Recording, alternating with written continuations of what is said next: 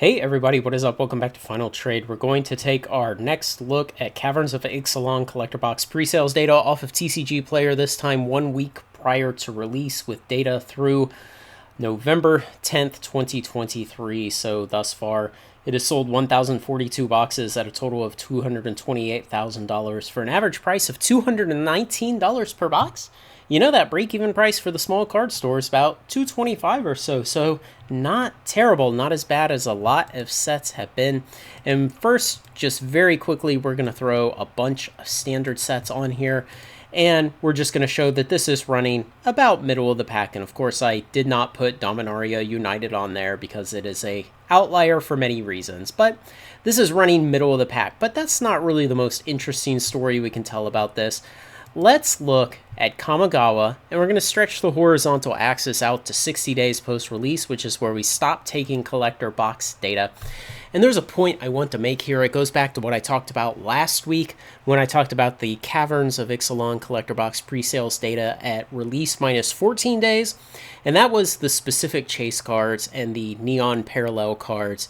And when Kamigawa Neon Dynasty came out at the beginning of 2022, and people started to realize what those parallel chase cards were worth, it really propelled the sales of those collector boxes way higher and for way longer. They spiked up into the 270s, 280 kind of range until eventually they got enough restock waves out of distribution that it brought the prices down.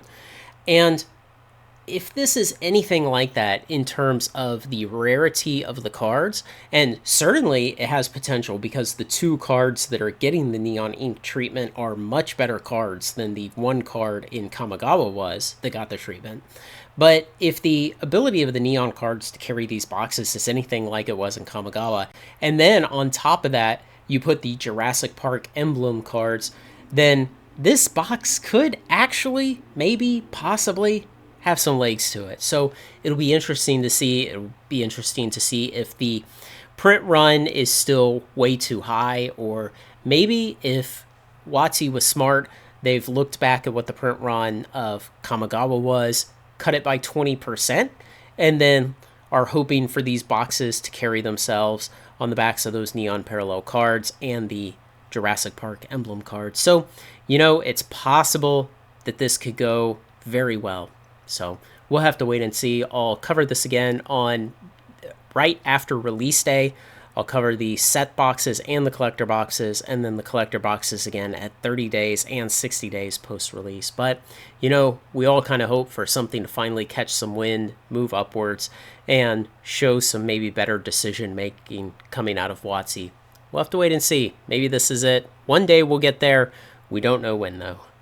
Let me know what you think, guys.